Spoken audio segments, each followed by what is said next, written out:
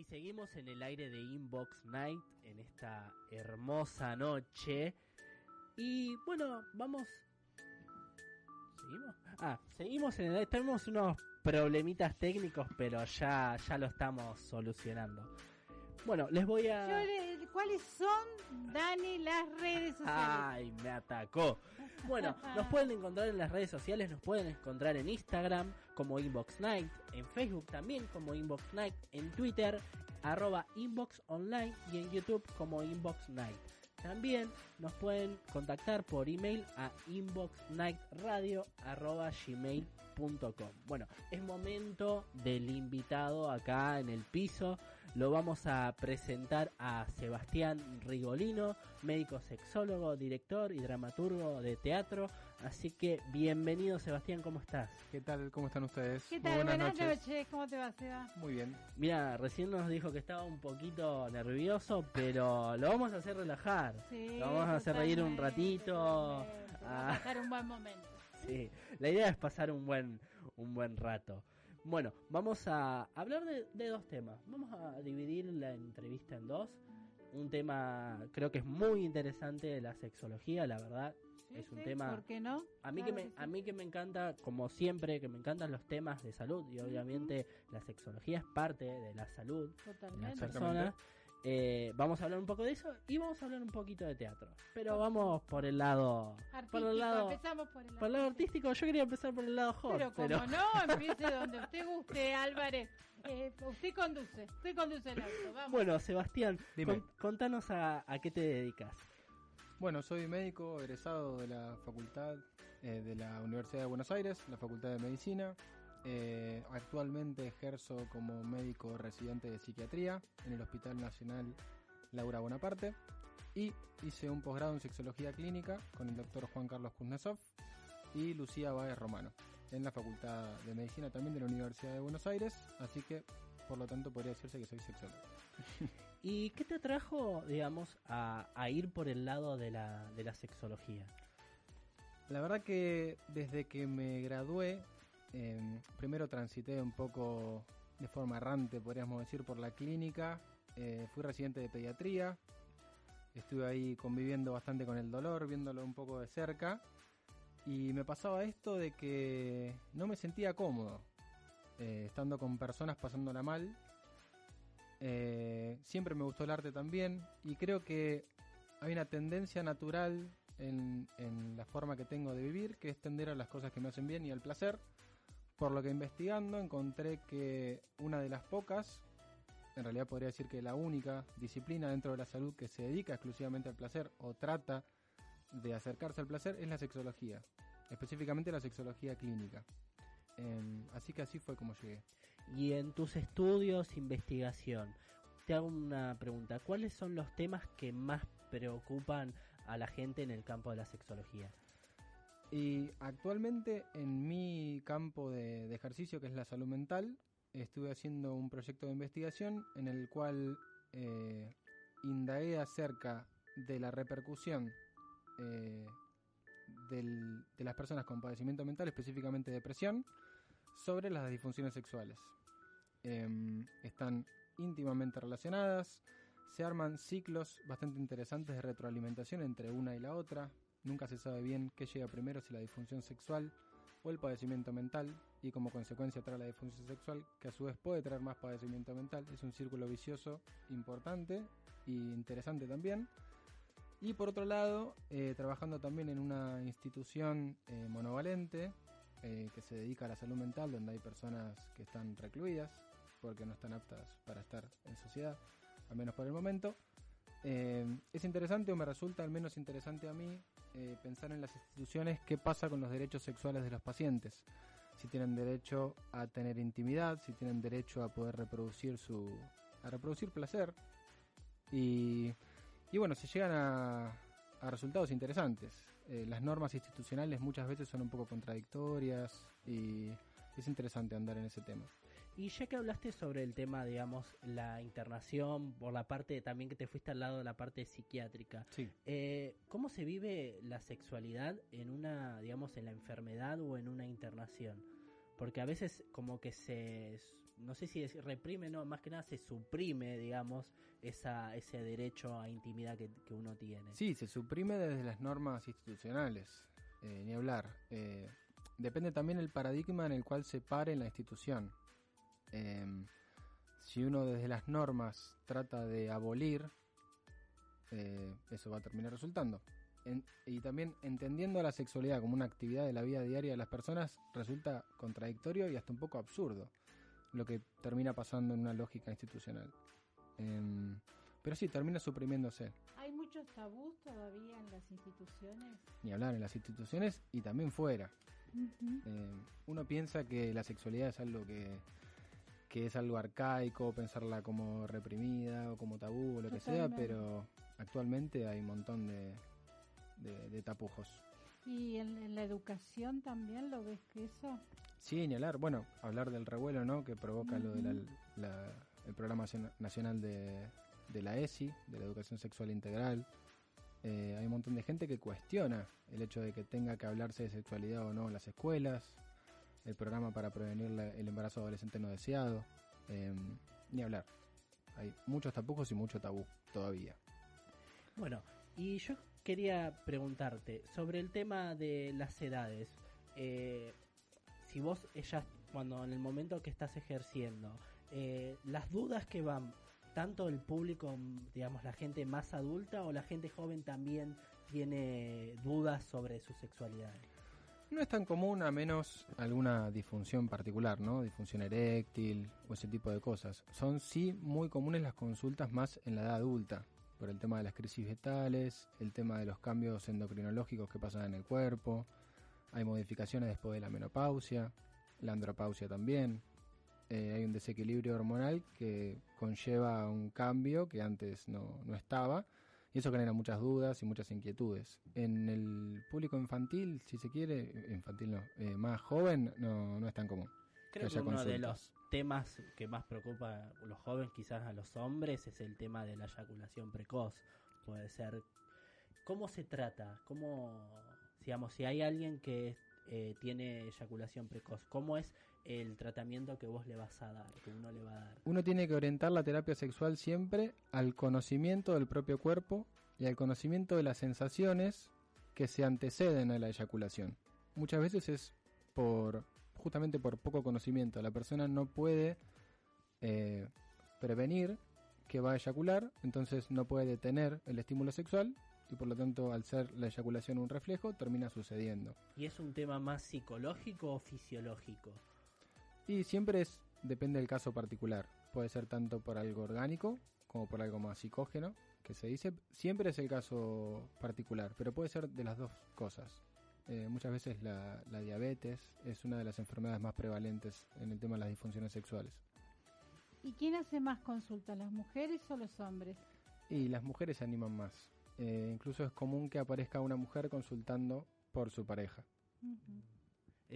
Creo que sí, también es un tema, creo que el tabú que existe, digamos, a querer contar sus problemas sobre el sexo. Claro, el sentirse cómodo con el profesional, ¿no? Para poder contar sus intimidades, ¿no? Sí, además en toda la salud en general siempre la mujer tiende más al cuidado propio y al de los demás. Es un poco un rol asignado, ¿no? Por la sociedad, sí. Pero termina haciéndose carne en la mujer, que siempre consulta y trata de cuidarse y trata de cuidar al otro. Es verdad. La familia, ¿no? La protección familiar. Exacto. Uno cuando habla también sobre la tercera edad, y uno de los temas más, digamos, prevalentes son la disfunción, digamos, sexual. Creo que uno lo apunta más al lado masculino sobre la disfunción eréctil, pero también hay disfunción sexual en el lado de la mujer, y cómo se manifiesta. ¿En la tercera edad? En la tercera edad. Y lo más común es la falta de lubricación, o que aparezcan dolores, al también haber falta de lubricación, al haber una caída de los estrógenos, que favorecen la excitación sexual.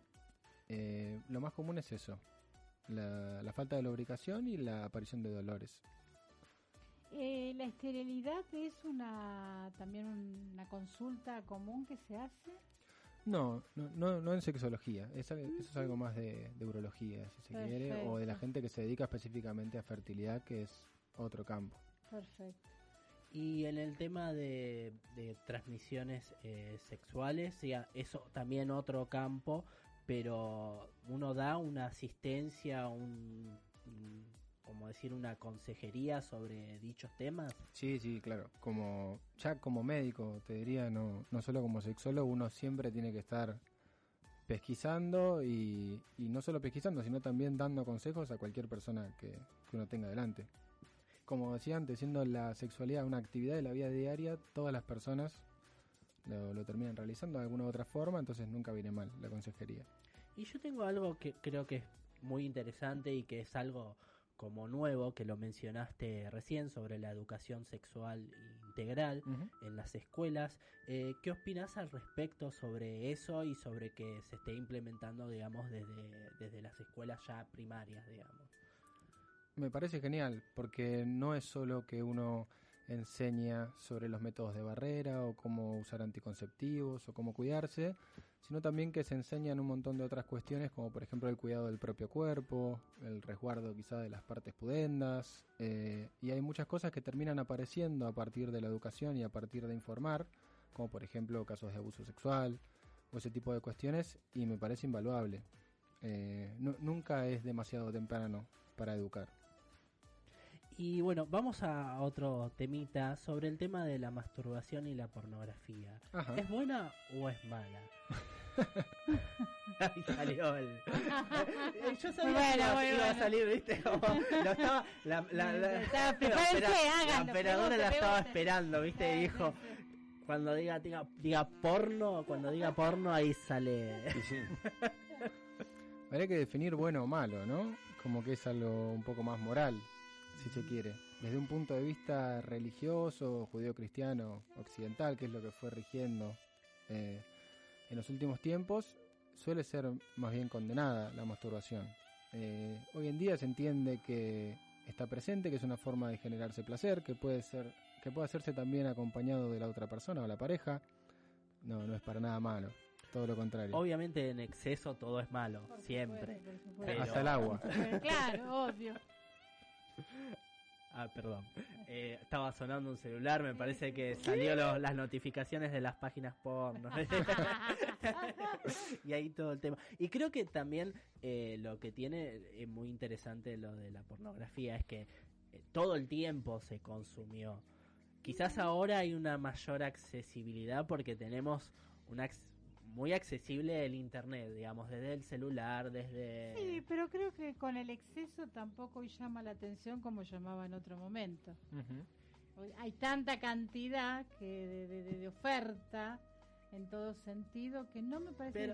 Pero se sigue. No sé, la verdad que no lo sé. Quizás uno tenía que recurrir a otras cosas como que tenía que jugarse un poquito más como para entrar, no sé, yo me doy un ejemplo. Cuando era adolescente era la típica, digamos, cuando era joven, no tanto la revista, ¿no? Era como el canal de televisión en el cable que después de las 12:30 de la noche, un día a la semana, te pasaban una película que ni siquiera era pornográfica, sino que era una película erótica. Claro. Y creo que eso ya era sí, mucho. Sí, no sé qué edad tenés vos, Sebastián. 29. ¿Y viviste esa etapa? Ni hablar. Recuerdo ISAT de Film Zone. La famosa. Los mismos canales. Yo les digo, yo recuerdo escuela primaria, mirar revistas, pero vuelvo con algo porque es importante. Revistas del año 25. Mira. Que eran lo más destapado que podía haber, porque justamente lo que reprime hace que sea más virulento. Claro. Y era escaso además la cantidad. No sé quién había traído, yo me acuerdo todavía, ¿vieron esas modelos del año 1925 con la faja y todo? Bueno, pero eran revistas pornográficas, era muy muy cómico, en blanco y negro justamente. Y bueno, son momentos, ¿no? Sí, creo que a cada momento siempre había sus cosas y creo que lo importante era como la finalidad, era como parte de estimulación, parte de curiosidad. Totalmente. Creo que lo que más, en un principio, lo que más nos atrae es la curiosidad. La curiosidad. Y lo prohibido. Y lo prohibido. Y lo prohibido. Y pero todavía Tal sigue cual. siendo algo prohibido. Y al ser tabú, hay algo ahí de lo prohibido que siempre termina convocando. Sí, creo que lo tabú, en algunos casos lo religioso, o sea, hay muchas Lo que uno hace a cosas. escondidas Sí. también. Sí. Y los... bueno, Y sí. esas eran cosas de antes y todavía tenemos todas las manos peladitas, así que no hay ningún problema. Y en cuanto a la masturbación, ¿las mujeres también se masturban mucho? Sí, lógicamente. ¿Y por qué hay como yo siento que hay como ese tabú, como que a la mujer le cuesta más Admitirlo, sí. admitirlo que el hombre? Y es una cuestión de presión social. Esto de que la mujer tiene que acceder al sexo solamente para la reproducción. ¿Cómo va a sentir placer una mujer en la intimidad de su casa sola? No, es una cuestión machista. Sí. Es cierto. Y todavía sigue Un existiendo. tema culturales, sí, Ni hablar. totalmente. Sí. La verdad, la charla está Muy interesante. muy interesante. Sí. No sé si, como que también igual, yo lo digo en verdad, es como que me cuesta un poquito también preguntar, no sé, creo que estamos todos en ese medio tabú en que nos da un poquito capaz que de vergüenza, pero Sí, que no estamos pero acostumbrados como algo que sea natural a hablarlo, y cuesta, y eso nos traba. Y en tu, digamos, en tu doctorado, en tu posgrado, perdón, Sí, que lo diga sí. así, ¿qué experiencia tuviste con pacientes? No se realizan prácticas en el posgrado. No sé, era todo trabajo de Todo investigación. teórico. Todo teórico. A mí...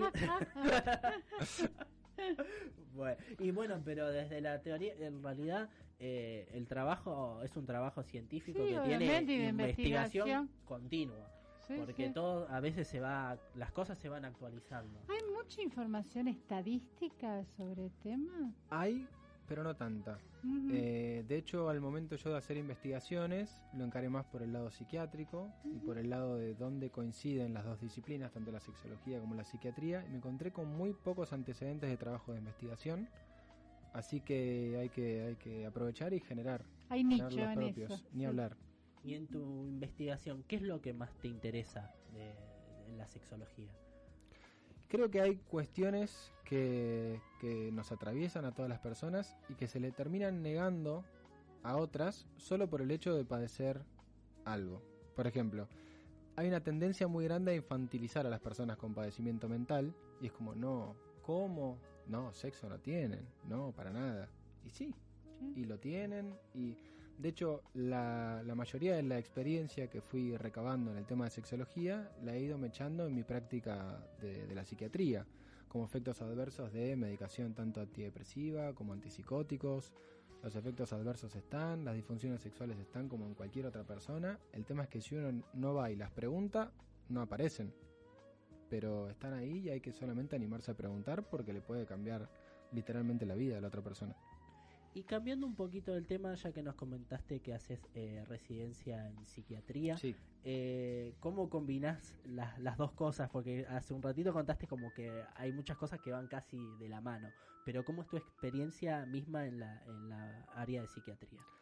Y es interesante por esto que comentaba antes que me cuesta ver el dolor en las otras personas. El padecimiento mental no es menor, es una cosa muy, muy tremenda. Pero bueno, también desde la práctica individual de cada uno puede tratar de acercarse de una forma diferente al otro, tratar de, no sé, de escuchar, de tratar de aliviar.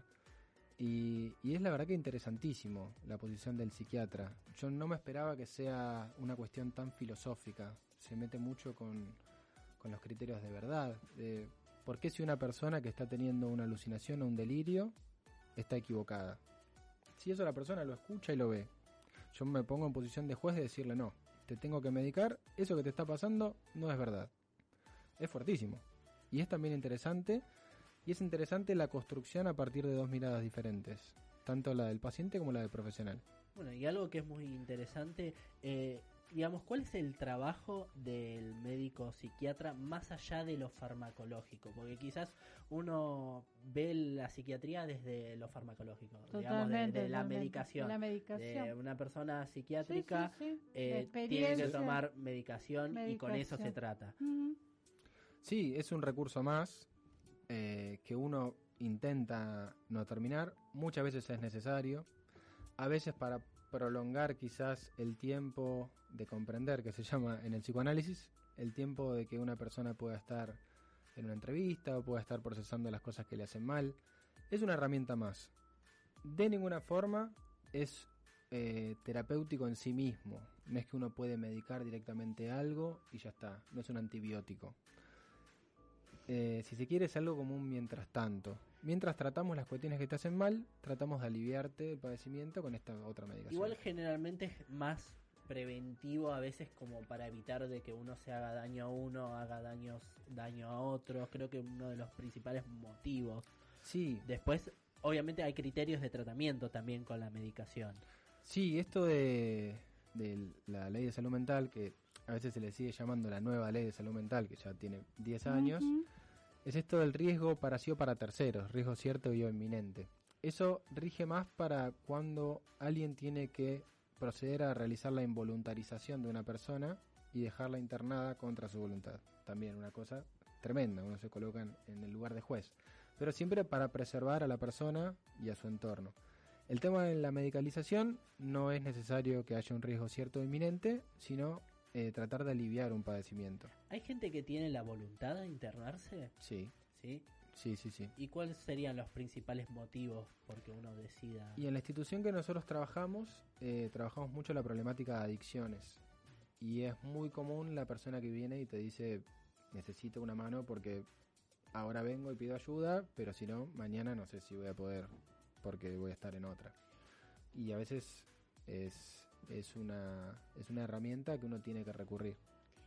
Y una consulta, en la psiquiatría y la psicología, ¿ustedes trabajan en conjunto los profesionales? Sí, en la institución que trabajo, en el Hospital Laura Bonaparte, trabajamos de forma interdisciplinaria. La interdisciplina la componemos de psiquiatría, psicología, terapia ocupacional, enfermería y trabajo social. Perfecto. Así que es un equipo es grande. Integral, como para ver a la persona en todas sus manifestaciones, ¿no? Sí, o tratar de abarcarla con la mayor cantidad de dimensiones que uno pueda y acercarse a la experiencia de la forma más fidedigna posible. Perfecto. Ustedes sigan hablando, que a mí me dio un ataque de tos afuera. Perfecto. Nosotros seguimos conversando de un tema tan muy interesante. La verdad, son dos temas muy interesantes. Sí, Primero, sí, la sí. sexología, la psiquiatría. A mí me encantan los temas de salud y poder compartirlos también en radio para que la gente conozca, porque a veces la gente necesita información. Es interesante saber eso. Vamos a ir con un tema y en un ratito seguimos más con Sebastián. Vamos a hablar un poquito más de estos temas y vamos a inclinarnos ahora un poco también al lado de la